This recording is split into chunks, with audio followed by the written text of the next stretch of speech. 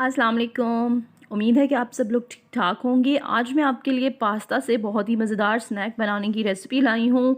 बहुत क्रिस्पी और बहुत मज़े का। कुछ यूनिक सा ट्राई करते हैं। हमेशा एक जैसी चीज़ें लेकर आप भी थक गए होंगे।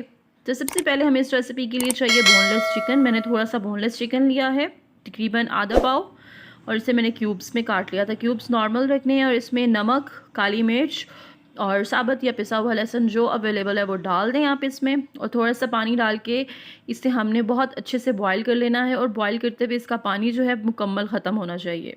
ये देखिए बिल्कुल इस तरह से, और चिकन बहुत अच्छा गल गया है।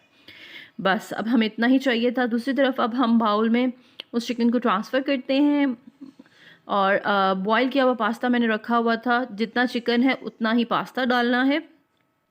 ये बच्चों को इतनी चीज़ अच्छी लगेगी ना। और इसमें जो एक मज़ेदार सी चीज़ जानी है ना, जिसने इस रेसिपी को बहुत मज़ेदार कर देना, वो है चिकन क्यूब। हाफ़ मैंने डाला है इसमें। इसके बाद इसमें तमाम मसाले डालने हैं। और इसके साथ साथ अगर आप मेरे चैनल पर नए हैं तो पहली दफ़ा आए हैं तो मेरे चैनल को सब्सक्राइब कर दीजिएगा, और साथ लगी घंटी को भी ज़रूर प्रेस कीजिएगा। ये मैंने तकरीबन सारे मसाले जो अवेलेबल थे मेरे पास, मैंने वो डाल दिए हैं। प्लस चाट मसाला आपने इसमें ज़रूर डालना है, उससे बहुत अच्छा टेस्ट आएगा।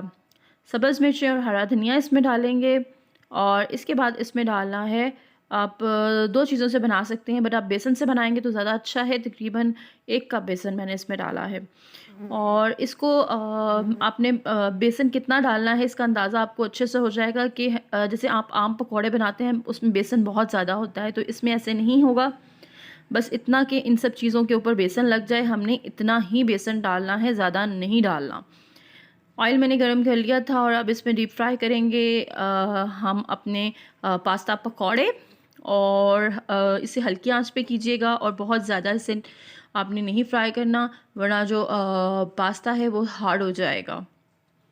बहुत अच्छा और बहुत मज़े का इसमें पास्ता का अलग टेस्ट आएगा, और चिकन का अलग, और जो हमने इसमें मसाले इस्तेमाल किए हैं बहुत अच्छा आपको लगेगा। बहुत यूनिक सी रेसिपी है। बच्चों को लंच बॉक्स में भी बना के दे सकते हैं, और इवनिंग स्नैक्स के तौर पर भी इसे खा सकते हैं। बहुत आपको यूनिक सी लगेगी, तो इसे ज़रूर ट्राई कीजिएगा।